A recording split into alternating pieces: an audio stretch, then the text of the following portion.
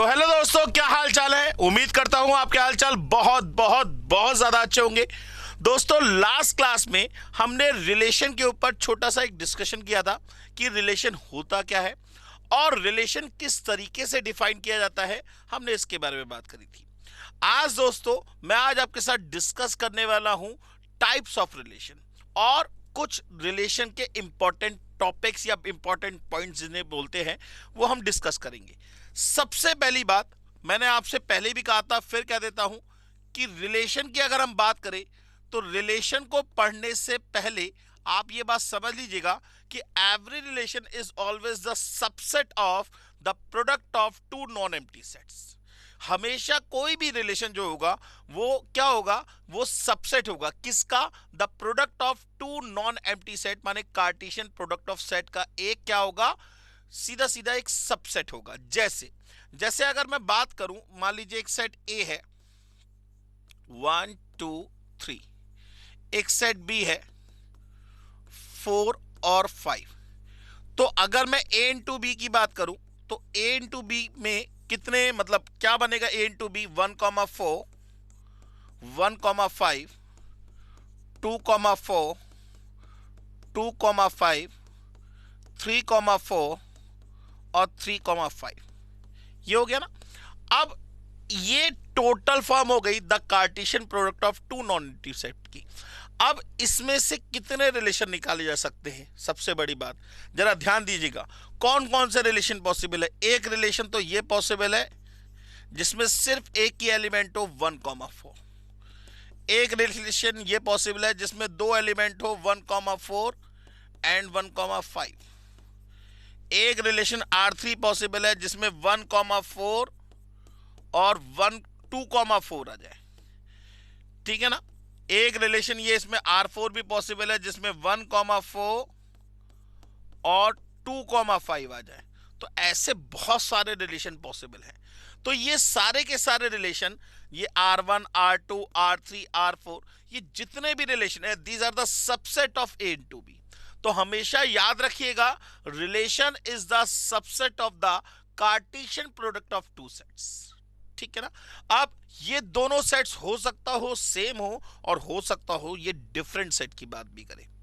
अगर सेम होंगे तो जैसे मैं यहां पे कहूंगा R1 is the subset of A into B, R2 is the subset of A into B, R3 is the subset of A into B.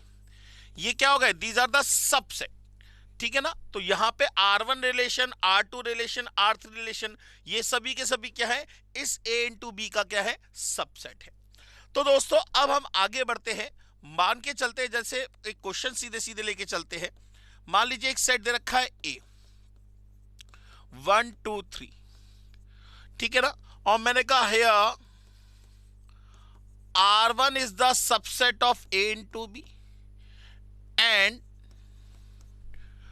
R1 is equals to A comma A या A comma B such that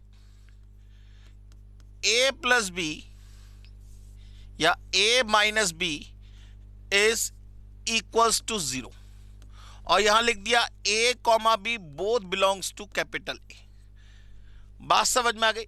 इसने कहा इसकी एक roster form तैयार करके मुझे दीजिए। मतलब एक रिलेशन, यहां पे एक सेट दे रखा है A और R1 जो है किसका सबसेट है, A इंटू A का। माने अगर आपके दिमाग में बात आएगी भाई R1 कहां से आएगा, तो R1 निकल के आएगा A इंटू A से। सबसे पहले A इंटू A की बात करें तो A इंटू A का एलिमेंट क्या बनेगा भाई, A को दोबारा से यहां लिख लेते हैं 1 2 3, और प्रोडक्ट क्या हो जाएगा 1,1 1,2 1,3 2,1 2,2 2,3 3,1 3,2 एंड 3,3 और क्लोज कर दिया। अब इसमें से कोई एक सबसेट R1 की रिलेशन को सेटिस्फाई करेगा। इसमें से कोई भी एक, मतलब सारे एलिमेंट्स लेने की जरूरत नहीं है, हो सकता है सारे एलिमेंट्स आ जाए, हो सकता है एक भी एलिमेंट ना आए, लेकिन ये जो R1 है इसमें से कोई एक सबसेट बनेगा। अब इसने क्या कहा कि R1 किसके बराबर है, A कॉमा B के बराबर है। R1 किसके बराबर है, A कॉमा B के बराबर है। Such that a minus B equals to 0। तो जरा इसमें से ये देखिए, इसमें से कौन कौन से पेयर ऐसे हैं जो आपकी इस कंडीशन को सेटिस्फाई करते हैं। क्या 1 माइनस 1 0 आएगा? यस। क्या 1 माइनस 2 0 आएगा? नो। क्या 1 माइनस 3 0 आएगा? नो। क्या 2 1 0 आएगा? नो। 2 2 0 आएगा? यस। 2 3 0 आएगा? नो। 3 1 0 आएगा? नो। 3 2 0 आएगा? नो। 3 3 0 आएगा, माने ए की जगह 3 और बी की जगह 3 पुट करने पे 0 आएगा? यस। तो इसमें कौन कौन से एलिमेंट्स आए? ये तो a इंटू ए ही था, ठीक है ना। यहां R1 क्या हो जाएगा? R1 हो जाएगा 1 1 2 2 और 3 3। तो जरा ध्यान से देखिए, R1 किसका सबसेट हुआ? a इंटू ए का ही सबसेट हुआ। और हमारी रिलेशनशिप की रोस्टर फॉर्म क्या हो गई? ये रोस्टर फॉर्म हो गई। बस इतना सा काम करना है आपको। माने कभी भी किसी रिलेशन को डिफाइन करने के लिए पहले उसकी कार्टेशियन प्रोडक्ट की क्या निकाल लीजिए, फुल फॉर्म निकाल लीजिए। फिर आप चेक कर लीजिए कि कौन कौन आपकी कंडीशन को सेटिस्फाई कर रहा है और कौन आपकी कंडीशन को सेटिस्फाई नहीं कर रहा है। बात समझ में आ गई? तो इसी के ब्याह पे हम लोग बात करते हैं टाइप्स ऑफ रिलेशन की। दोस्तों,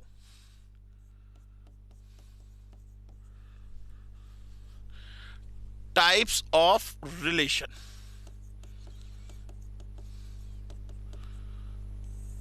सबसे पहला टाइप, अगर हम बात करें सबसे पहले टाइप की, जिसे बोलते हैं एम्प्टी रिलेशन।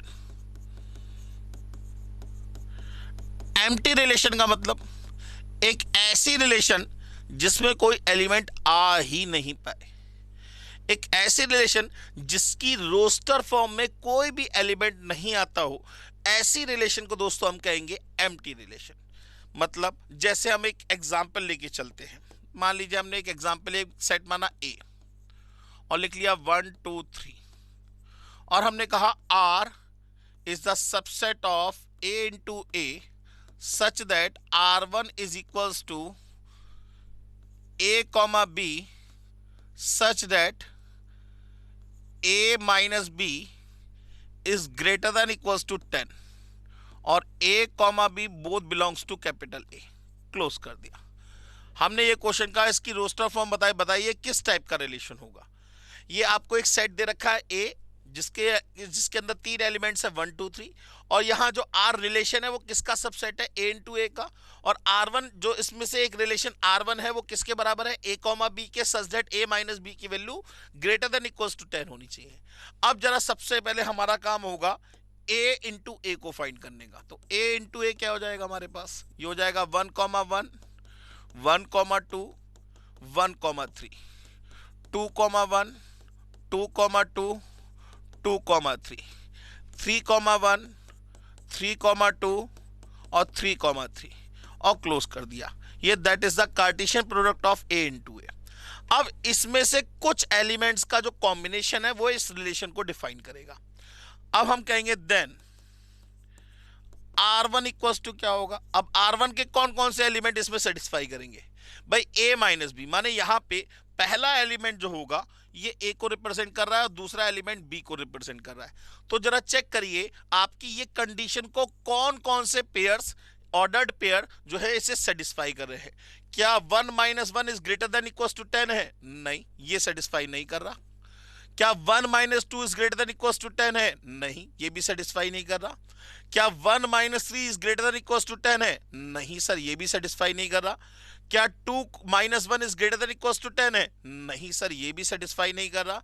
क्या 2 2 is greater than equals to 10 है? नहीं सर, ये भी सेटिस्फाई नहीं कर रहा। क्या 2 3 is greater than equals to 10 है? नहीं सर, ये भी सेटिस्फाई नहीं कर रहा। क्या 3 1 is greater than equals to 10 है? नहीं सर, ये भी सेटिस्फाई नहीं कर रहा। क्या 3 2 is greater than equals to 10 है? नहीं सर, ये भी सेटिस्फाई नहीं कर रहा। 3 3 is greater than equals to 10 है? नहीं सर, ये भी सेटिस्फाई नहीं कर रहा। माने इस रिलेशन के अंदर कोई भी एलिमेंट नहीं आ रहा है। इस रिलेशन के अंदर कोई भी एलिमेंट नहीं आ रहा है। माने here R1 is empty relation. R1 जो है वो क्या है? एक एम्प्टी रिलेशन को शो कर रहा है। माने इसके अंदर कोई भी ऑर्डर्ड पेयर नहीं आएगा। बात समझ में आ गई? एम्प्टी रिलेशन का मतलब समझ में आ गया, माने एक ऐसा रिलेशन जिसके अंदर कोई भी एलिमेंट नहीं आएगा, एम्प्टी होगा, ऐसे रिलेशन को हम क्या कहेंगे? क्या कहेंगे? एम्प्टी रिलेशन कहेंगे। क्लियर हो गई बात? इसके बाद दूसरा type universal relation. Universal relation, अब इसको समझने के लिए फिर हमने एक सेट मान लिया, मान लीजिए ए, और एलिमेंट ले लिया हमने, मान लीजिए 5, 6 और 10, ठीक है ना? ये एक सेट ले लिया 5, 6 और 10। हमने कहा R is the subset of A into A, comma R1 is equals to, या ऐसे भी कह सकते हैं R is the subset of A into A, comma R1 is equals to A comma B such that A plus B is greater than or equals to 5, comma A comma B both belongs to capital A। तो ये पूछ रहा है, बताइए कैसा relation है? दूसरे type का रिलेशन जो होता है वो कहलाता है यूनिवर्सल रिलेशन। अभी आपको बताता हूं यूनिवर्सल का मतलब क्या है। सबसे पहले अगर इस R1 रिलेशन को डिफाइन करना है तो सबसे पहले मुझे प्रोडक्ट ऑफ टू सेट्स निकालना पड़ेगा, माने A इंटू ए निकालना पड़ेगा। इनके पापा जी की बात करनी पड़ेगी, पापा जी के बिहाफ पे हम देखेंगे कि कौन कौन से एलिमेंट्स हमारे इस रिलेशन को सेटिस्फाई कर रहे हैं। तो आइए सबसे पहले हम क्या डिफाइन करेंगे? A इंटू ए की बात करेंगे। तो A इंटू ए कितना हो जाएगा हमारे पास? ये हो जाएगा 5,5, 5,6, 5,10, 6,5, 6,6 and 6,10, 10,5, 10,6 and 10,10 और क्लोज कर दिया। ठीक है ना? माने ये टोटल पॉसिबिलिटी हो गई इस रिलेशन में आने वाले एलिमेंट्स की। अब हमारी कंडीशन क्या है? हमारी कंडीशन सर ये है, a plus B is greater than equals to 5। जरा चेक करिए क्या इन दोनों का sum greater than equals to 5 आ रहा है? बिल्कुल आ रहा है भैया। अगर मैं a रखता हूं, ये मैं b रखता हूं, तो ये मेरी कंडीशन सेटिस्फाई हो रही है नहीं हो रही है? बिल्कुल हो रही है। क्या ये भी कंडीशन को सेटिस्फाई कर रहा है? यस। क्या ये भी कर रहा है, ये भी कर रहा है, ये भी कर रहा है, ये भी कर रहा है, ये भी कर रहा है, ये भी कर रहा है, ये भी कर रहा है, माने सभी के सभी एलिमेंट इस रिलेशन को सेटिस्फाई कर रहे हैं। माने अगर इस R1 की मैं रोस्टर फॉर्म बनाऊंगा तो बिल्कुल सेम एज इट इज इसके प्रोडक्ट के बराबर आएगी, माने इसके अंदर सारे एलिमेंट्स एग्जिस्ट करेंगे, इसलिए इस रिलेशन को बोला जाएगा यूनिवर्सल रिलेशन। इस रिलेशन को बोला जाएगा दोस्तों यूनिवर्सल रिलेशन, माने एक ऐसी रिलेशन जो कि हूबहू अपने कार्टेशियन प्रोडक्ट ऑफ सेट के बराबर होगी, ऐसी रिलेशन को हम बोलते हैं दोस्तों यूनिवर्सल रिलेशन। क्या बोलते हैं? Universal relation. माने जिसमें कोई एलिमेंट नहीं आया तो ऐसी रिलेशन को तो बोलेंगे एम्प्टी रिलेशन, और जिसमें सभी एलिमेंट सेटिस्फाई कर रहे हैं तो वो क्या कहलाएगा? Universal relation. माने ये टोटली डिपेंड करता है कि आप क्वेश्चन में कंडीशन क्या दे रहे हैं, उस कंडीशन के बिहाफ पे आप ये चेक कर पाएंगे कि वो एक एम्प्टी रिलेशन होगा या एक यूनिवर्सल रिलेशन होगा। नहीं आई बात समझ में? क्लियर हो गई बात? तो एम्प्टी रिलेशन और यूनिवर्सल रिलेशन टोटली डिपेंड करता है कि रिलेशन की कंडीशन क्या है। टोटली डिपेंड करता है कि रिलेशन की कंडीशन क्या है। बात समझ में आ गई? आइए अब हम तीसरे टाइप के रिलेशन की बात करते हैं दोस्तों। तो दोस्तों अब हम बात करते हैं रिफ्लेक्सिव रिलेशन के बारे में। रिफ्लेक्सिव रिलेशन माने आपको उसके वर्ड से समझ में आ रहा होगा, बात हो रही है रिफ्लेक्शन की। देखिए दो वर्ड होते हैं, एक होता है रिफ्लेक्शन और एक होता है रिफ्रैक्शन। ये दोनों चैप्टर हमने, दोनों टॉपिक हमने क्लास 10th में पढ़े थे फिजिक्स में, चैप्टर फर्स्ट लाइट, उसमें दोनों प्रॉपर्टी होती थी। रिफ्लेक्शन, जब कोई रे ऑफ लाइट किसी हार्ड ऑब्जेक्ट से टकरा के वापस जाती है तो उस प्रॉपर्टी को बोलते हैं रिफ्लेक्शन। और जब कोई एक रे ऑफ लाइट किसी एक मीडियम से दूसरे मीडियम में पास होती है तो अपने पास से कुछ डेविएट हो जाती है, इस प्रॉपर्टी को हम बोलते हैं रिफ्लेक्शन। तो हम बात कर रहे हैं रिफ्लेक्शन, माने इसको तो कट कर देते हैं, बात करते हैं रिफ्लेक्शन की। जैसे मिरर के सामने आप खड़े होते हैं, selfie that is known to be the reflection. जैसी आप इमेज, मतलब जैसा आप चेहरा बनाओगे, चाहे पाउट बनाओ चाहे सिंपल बात करो, तो आपकी फोटो वैसे ही खींचेगी। बिल्कुल सेम वे में भाई ये कह रहा है कोई रिलेशन, माने किन्हीं भी दो एलिमेंट्स के बीच में एक ऐसा रिलेशन, एक ऐसी बॉन्डिंग जो कि क्या करे, रिफ्लेक्शन को शो करे, जो कि क्या करे, रिफ्लेक्शन को शो करे। माने ए और बी के बीच में एक ऐसी बॉन्डिंग जो कि क्या करे, रिफ्लेक्शन को शो करे, must be show the reflection. माने अगर ए में कोई एलिमेंट है, ए में कोई एलिमेंट है पी, तो उसका रिफ्लेक्शन बी में पी दिखना चाहिए, पी दिखना चाहिए। मतलब अगर मैं दो अलग अलग सेट की जगह एक ही सेट ले लूं ए, इसमें कोई एक एलिमेंट है ए कॉमा बी कॉमा सी, और ए इंटू ए की बात करूं तो इसका कार्टेशियन प्रोडक्ट बनेगा ए कॉमा ए कॉमा बी, ए कॉमा सी, बी कॉमा ए, बी कॉमा सी, B comma B, C comma ए, सी कॉमा बी और सी कॉमा सी। ये कहता है कि ये जितने भी एलिमेंट्स हैं इन सबका रिफ्लेक्शन अगर आपकी रिलेशन में आ रहा होगा, एग्जिस्ट कर रहा होगा, तो उस रिलेशन को कहा जाएगा रिफ्लेक्सिव रिलेशन। माने a relation R which is the subset of A into A is such that कि R equals to A comma B, R equals to A comma B या A comma A, and A belongs to capital A. और A क्या होना चाहिए, वो किसको belong करना चाहिए, कैपिटल ए सेट को बिलोंग करना चाहिए। अगर कहीं ऐसा हुआ कि ए कॉमा ए के ऑर्डर्ड पेयर आ रहे हैं, रिफ्लेक्शन शो कर रहा है, सिर्फ ये नहीं, बाकी चाहे कोई शो करे ना करे, लेकिन ये जरूर शो करना चाहिए। अगर ये शो कर गया तो वो रिलेशन कहलाएगी रिफ्लेक्सिव रिलेशन। दोस्तों क्या कहलाएगी, रिफ्लेक्सिव रिलेशन। जैसे जैसे अगर मैं इसकी रिफ्लेक्सिव रिलेशन की बात करूं, एक क्वेश्चन लेके चलते हैं।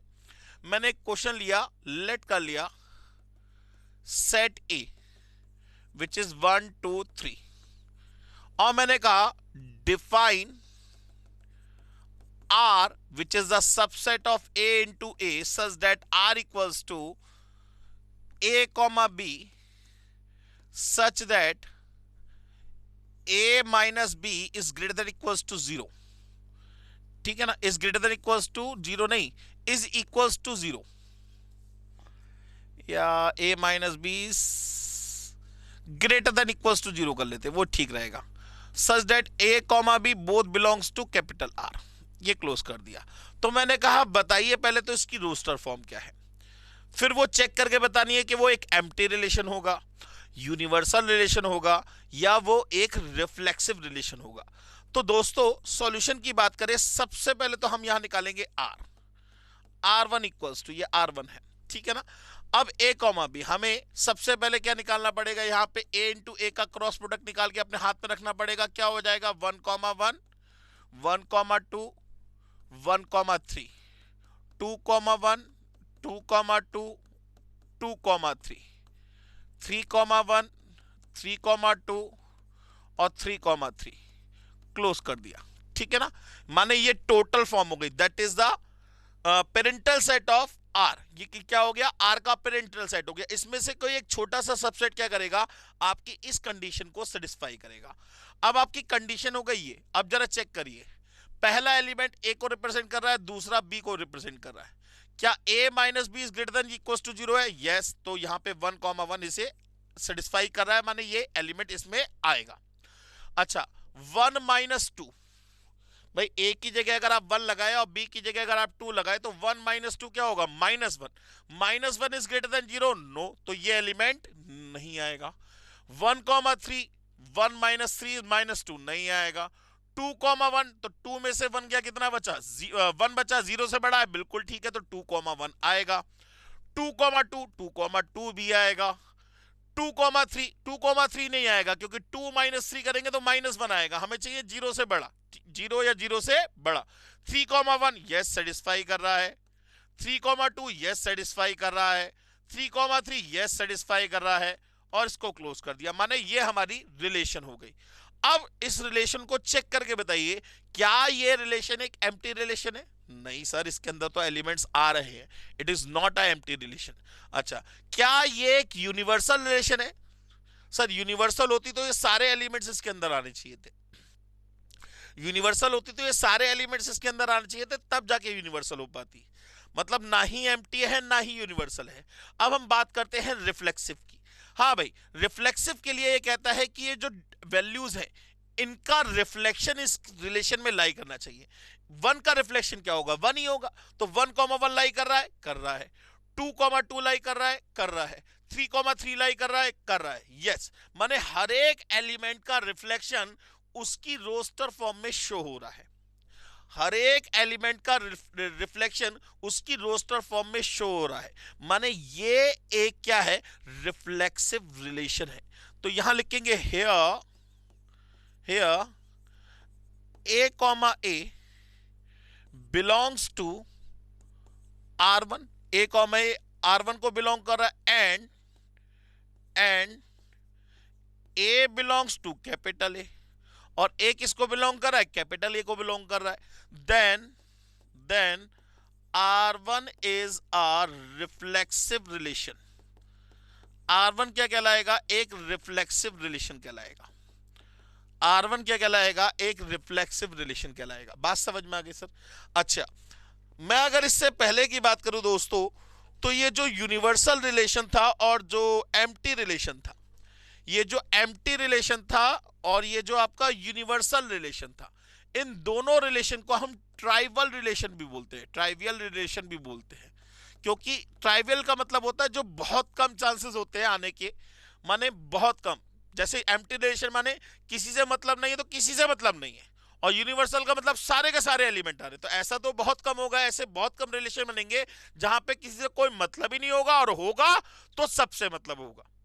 तो याद रखिएगा, एम्प्टी रिलेशन को और ट्राइवियल एम्प्टी रिलेशन को और यूनिवर्सल रिलेशन को, दोनों को ट्राइवियल रिलेशन बोला जाता है। क्या बोला जाता है? Trivial relation. इसके बाद हमने पढ़ा रिफ्लेक्सिव रिलेशन के बारे में। तो रिफ्लेक्सिव रिलेशन का मतलब एक ऐसा रिलेशन जो कि क्या करे? अपने रिफ्लेक्शन को शो जरूर करे, उसके साथ में बाकी एलिमेंट आए या ना आए उससे इस बात से कोई मतलब नहीं। तो ऐसे रिलेशन को हम बोलते हैं reflexive relation.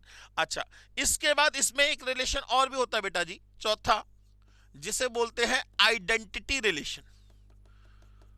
Identity relation, identity relation क्या होता है सर? आइडेंटिटी माने यूनिकनेस, सेम, बिल्कुल आइडेंटिकल, सेम होना चाहिए। माने एक ऐसा रिलेशन जो कि अपने ही रिफ्लेक्शन को शो करे, माने रिफ्लेक्सिव हो, लेकिन उसके अलावा उसके अंदर कोई एलिमेंट नहीं होने चाहिए। ऐसे रिलेशन को हम बोलते हैं आइडेंटिटी रिलेशन। मतलब क्या है सर? सीधे सीधे एक सेट लेके चलते हैं ए 1 3 7, मान लीजिए एक सेट लिया ए। मैंने कहा are R is the subset of A into A such that R1 equals to A comma B such that A minus B is equals to 0 और A comma B both belongs to capital A। ठीक है ना? ये बात हो गई। ये एक रिलेशन मैंने आपको डिफाइन किया। सबसे पहला काम होगा, आप इस रिलेशन R1 की एक रोस्टर फॉर्म निकालिए। तो हम क्या करेंगे, इसकी रोस्टर फॉर्म निकालने के लिए सबसे पहले हमने यहां साइड में A इंटू ए निकाल लिया। क्या हो जाएगा? 1,1 1,3 1,7, फिर 3,1 3,3 और 3,7, फिर होगा 7,1 7,3 और 7,7। क्लोज कर दिया। ठीक है ना?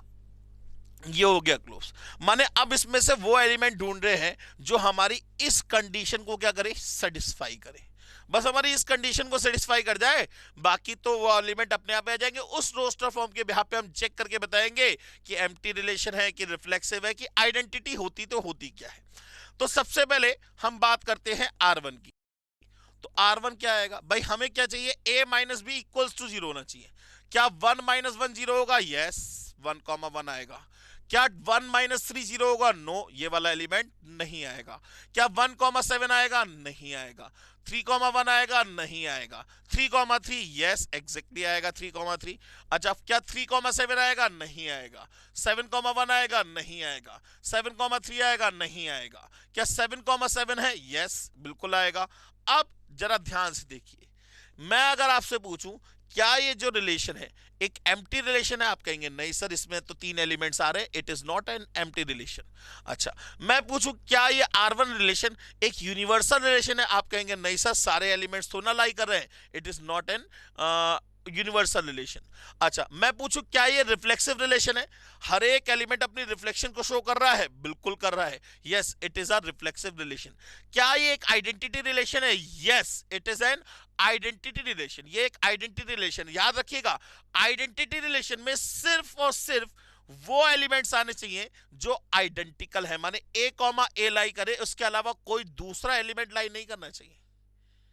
माने every identity relation is a reflexive relation, लेकिन every reflexive relation is not an identity। माने अगर मैं इससे पहले वाले एलिमेंट की बात करूं, यहां की बात करूं, इस रिलेशन की बात करूं, इसमें 1,1 भी है, 2,2 भी है, 3,3 भी है, लेकिन इसके अलावा 2,1 भी आ रहा है, 3,1 भी आ रहा है, 3,2 भी आ रहा है, तो इसे आप सिर्फ और सिर्फ रिफ्लेक्सिव रिलेशन बोल सकते हैं, इसे आइडेंटिटी रिलेशन नहीं बोल सकते।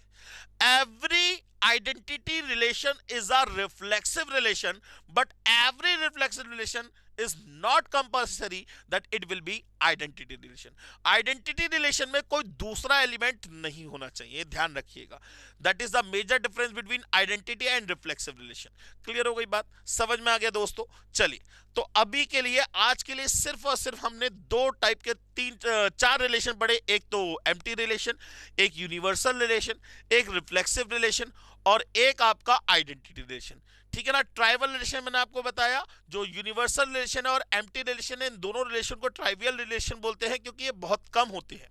ठीक है ना? बात समझ में आ गई? बाकी हम लोग नेक्स्ट क्लास में इसके बचे हुए टाइप के रिलेशन की बात करेंगे, जैसे आपका सिमेट्रिक रिलेशन, ट्रांसिटिव रिलेशन और इक्विवेलेंस रिलेशन। आज की क्लास में हम लोग दोस्तों इतना ही रखते हैं। अभी आपको कोई क्वेश्चन ट्राई नहीं करना। अभी जब मैं आपसे कहूंगा तो उसके बाद आप दुनिया की किसी बुक से क्वेश्चन ट्राई करेगा, आपके सारे क्वेश्चन वर्बली सॉल्व हो जाएंगे दोस्तों। तो आज के लिए इतना ही रखते हैं दोस्तों। तो आज के लिए thank you very much, take care and bye bye. Hello बच्चों, कैसे हैं आप? मैं CA संतोष कुमार।